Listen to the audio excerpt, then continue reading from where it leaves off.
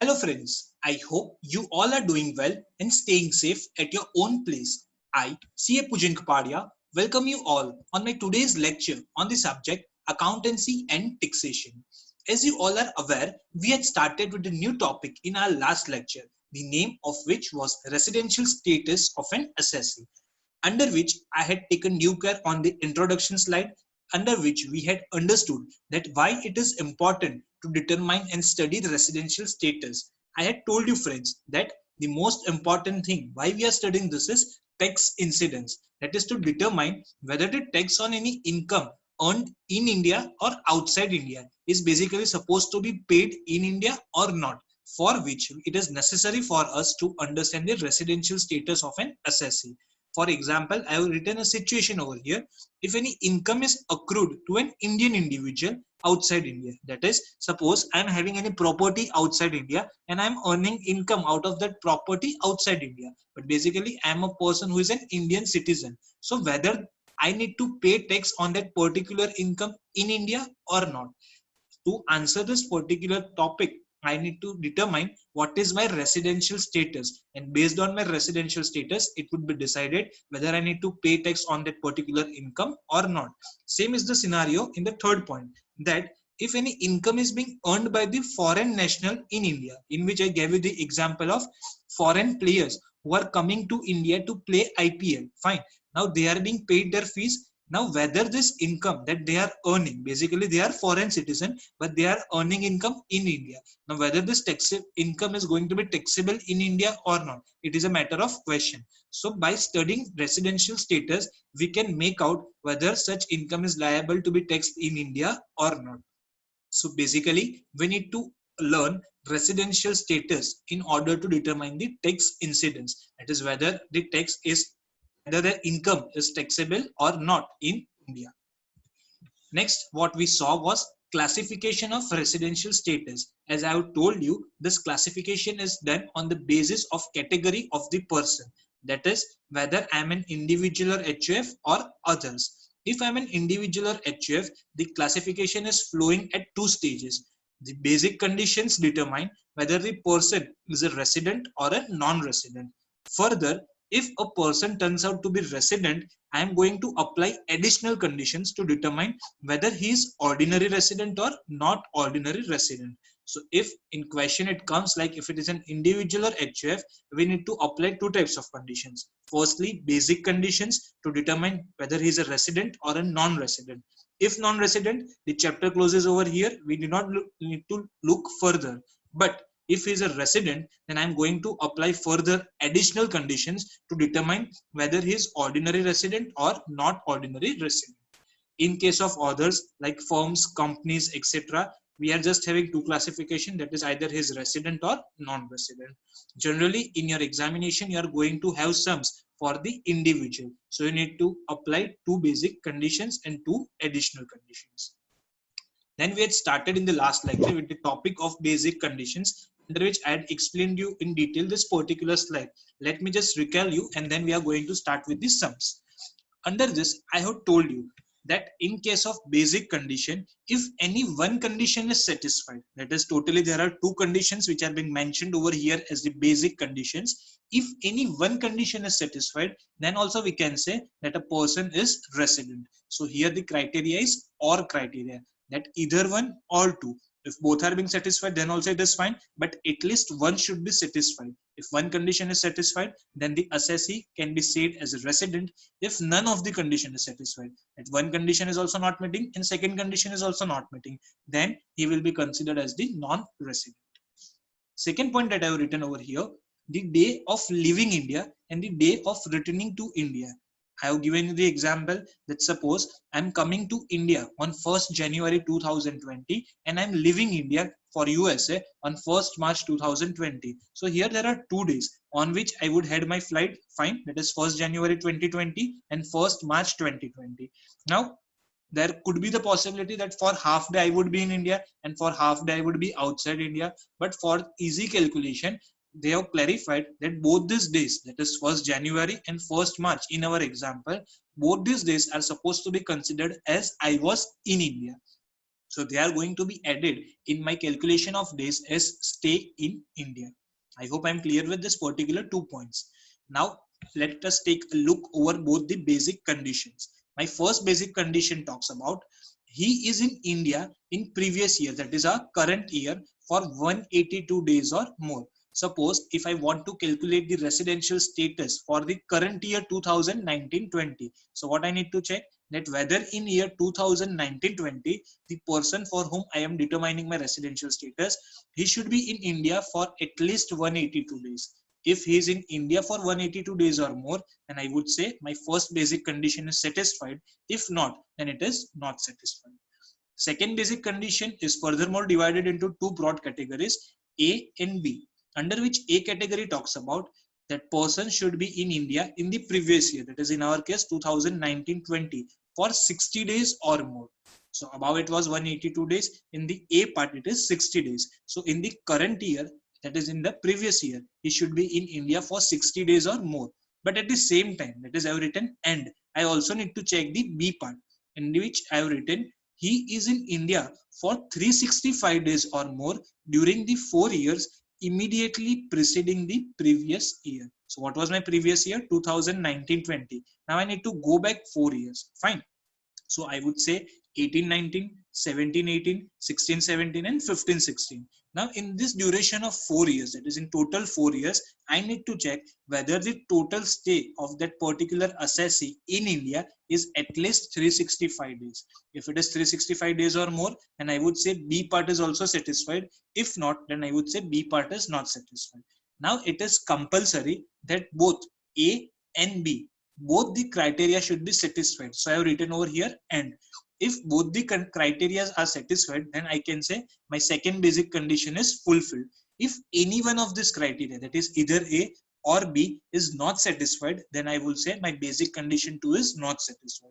In short, what I need to check over here is that if any one out of two, that is one or two, if any one condition is also being met, is satisfied, and I would say that person is resident in India. If not, that is if both the conditions are not satisfied, we would say that person is not resident in India, that he is a non-resident. And at the end, we had taken a look at an exception that instead of 60 days, which are written in the A part of second condition, we are going to replace it by 182 days under this two scenario. It is if any Indian citizen or person of Indian origin is leaving India for the purpose of employment or self-employment outside India. So for example, I have taken an example that I am a person who was living in India, fine. But now I got a job in USA and so I'm going there for the purpose of employment, or I want to start a new business in USA and I'm going there for my self-employment. So what is my main purpose here? For employment or self-employment. So if it is being mentioned in your question, then you need to replace this 60 days by 182 days. So I'm going to read then he is in India in previous year for 182 days or more, and then I'm going to check this 365 days wala criteria. Second is who is engaged outside India. So I am already engaged. I am having my job or I am having my business outside India, but I am coming to India just to visit. Fine. And in this particular case also, we are going to replace this 60 days by 182 days. I hope I am clear with this particular slide. That are the rules basically that we have studied. Fine. So now let's start with this sum, that is practical understanding, that the types of sum you may get in your examination. So here's is the question, the example. We are going to do and solve this particular case step by step. Fine. So let's take a look at the question. What is written over here? Mr. X is an Australian citizen. He visited India during last 11 years, inclusive of year 2019-20, in the months of October, November, and December. Determine his residential status for AY 2021, that is assessment year 2021. So what is my previous year? 2019-20. Before starting, I would just request you to please take a quick view at this particular question so that it will be easier for us to start with the solution. Take a quick view.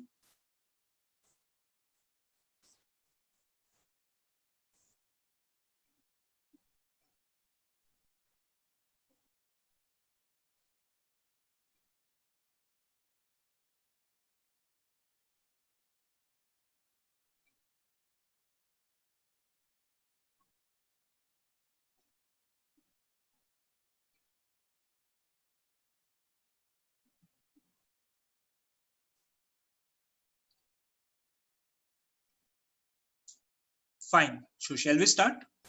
Okay.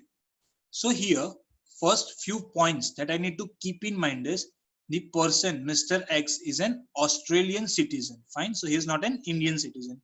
He is visiting to India during last 11 years. So he's coming to India. He's having a same schedule since last 11 years. And which was his last year? His last year was current year, that is 2019-20. He's coming in India only for 3 months. So I can say his stay in India is for 3 months. That is in the months of October, November, and December. So for 3 months, he is staying in India, and for remaining 9 months, he would be staying in Australia. So we are focused as per our basic conditions that for how many period the person is staying in India. So here we are having the answer. He is staying in India for 3 months. That is October, November, and December. So we are supposed to determine his residential status for assessment year 2020-21. As you all know, if I'm talking about assessment year 2020-21, I'm talking about the previous year 2019-20. So we need to determine his residential status for this particular previous year 2019-20. So let's start with the solution. First point that I have written over here, I have found what is the stay of Mr. X in India in the previous year 2019-20. So as we all know from the question that his stay in India is in the months of October, November, and December. Now here you need to apply your knowledge that you have studied in your childhood, that totally how many days are there in October, how many days are there in November, and how many days are there in December. So here I have written there are totally 31 days in October plus 30 days in November plus 31 days in December. So in total, he is staying in India for 92 days. I hope I am clear. So in the first point, I have calculated that in the current previous year, fine, that is 2019-20, for how many days he had stayed in India. So he is staying in India for 3 months, that is 31 days plus 30 days plus 31 days, that is totally 92 days. Fine. So what is our basic condition? Number one, that he should be in India for at least 182 days in the previous year. So the question is whether our first basic condition is met over here. What is the basic condition? He should be in India for at least 182 days. But actually, he is in India in previous year for only 92 days. So whether this condition is being met? Answer is no, it is not met. I hope I'm clear with this first point. Okay, fine. Let's look at the second point. In second point, the first line is the same that I have explained over here, that in previous year, that is 2019-20, he was in India for 92 days as we have calculated in point number 1. Now, as per our second condition, we need to go in flashback, that is we need to go for preceding 4 years. So I have written over here in the next line, let's stay in India in preceding 4 previous years. Now, if I am considering previous year 2019-20, I am not going to calculate it. I am going to go 4 years back from 2019-20. That is from 2015-16, 16-17, 17-18, and 18-19. Now, in this total period of 4 years, what is his total stay in India? Now, we have calculated he is having the same schedule every year. That is, he is coming for the months of October, November, and December. So, every year, he is staying in India for 92 days. Now, in 1 year, if he is staying for 92 days, then in 4 years, he has totally stayed for 368 days. It is a simple calculation, 92 multiplied by 4 years. So, total is coming to 368 days. So, I can say that in previous year, he has stayed for 92 days, and in the 4 years preceding the previous year, he has stayed in total for 368 days. I hope I'm clear with this particular part. How I got 368 days, that in 1 year, if he is staying for 92 days, then in 4 years, he is going to stay for 92 multiplied by 4. That is 368 days. So now let's take a look at our basic condition 2. As you all know, I had classified this condition into 2 broad categories. First was whether he had stayed in previous year for 60 days in India. He has stayed for 92 days. So answer is yes. He has stayed for more than 60 days. So my A criteria is being satisfied. I hope you are getting me fine. So in previous year, the criteria was whether he had stayed for 60 days. Answer is yes. He had stayed for 392 days. So it is yes. And what is my B criteria?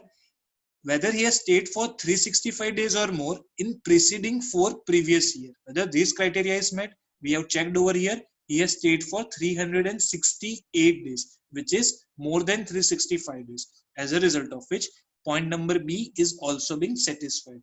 So see friends, here point number A, that is 60 days criteria, is fulfilled because his stay is 92 days, and second criteria of 365 days is fulfilled of 368 days. As a result of which, I can say both A and B are being fulfilled. So we can say my basic condition 2 is being fulfilled. Yes, it is being fulfilled. I guess I'm clear with this. Okay. So now what is the scenario basically? Basic condition number 1 fulfilled? Answer is no, it is not being fulfilled.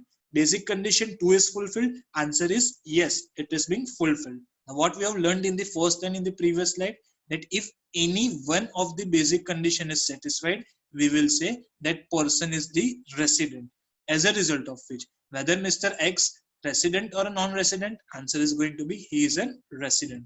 So let's take a look at his residential status. Mr. X is resident because it is an OR criteria, and we know that one basic condition is being met. So your answer is Mr. X is resident. I hope I am clear with this particular sum. Yes, so this is your answer. I'm just giving you some time so that you can clearly take a view over the entire points. Please go through it.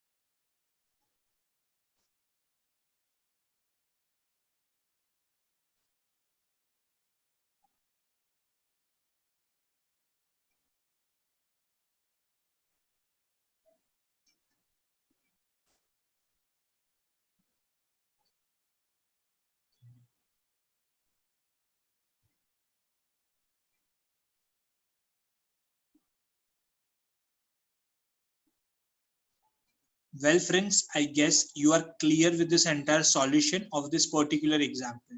Yes? Fine. Let's look at one more example which is of the similar kind so that you can have a proper grip on this basic conditions wala part. Fine? Okay. So here's your next question. It is quite similar. I have done one minor change in this question because the answer is going to change entirely due to this change. First of all, let's look at the question. What is written over here? Mr. X is an Australian citizen.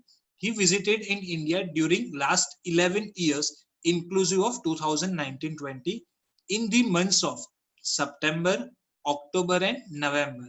In the last sum, there were 3 months of October, November, and December, but I have done the minor change. Here I have written September, October, and November. Fine. Question is the same. Determine his residential status for assessment year 2020-21. If I'm talking about assessment year 2020-21, it means I'm talking about previous year 2019-20. So I need to check his residential status for previous year 2019-20. So let's start with the solution. First point is his stay in India in the previous year 2019-20. As we all know, he is in India for 3 months. That is for the month of September, for the month of October, and for the month of November.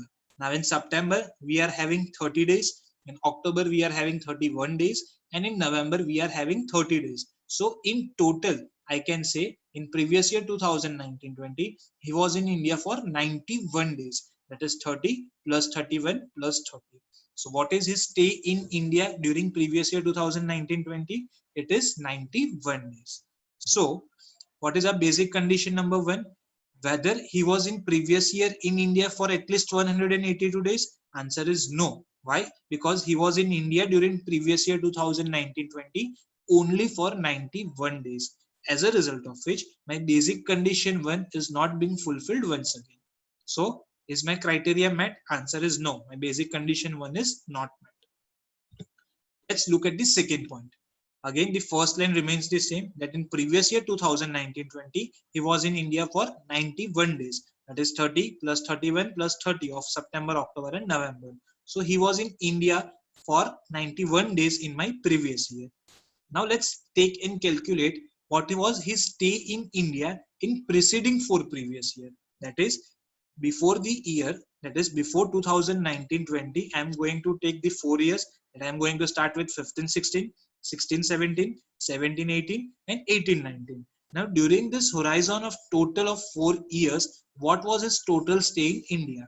Now we all know his schedule is fixed. Fine, he is coming to India in 3 months and remaining months he is staying in Australia. So he is in India for all these 11 years in the months of September, October and November. As we have calculated, in 1 year he is in India for 91 days. So if I'm talking about 4 years, it would be 91 days for 1 year multiplied by 4 years, which is coming to 364 days. I hope you are getting what I'm trying to explain. So in the previous 4 years, what was his stay in India? It was 364 days. Now let's check the basic condition number 2. Under this basic condition number 2, we were having 2 points to consider. Point number A was whether he was in previous year for 60 days or not in India. Answer is yes, he was, because he is in India in 2019-20. That is our previous year for 91 days. So your A criteria is being satisfied. So I have written over here yes. And let's take a look at the B criteria. Whether he was in India for 365 days or more in preceding 4 previous year. Whether this criteria is met? Answer is no, it is not met. Why it is not met?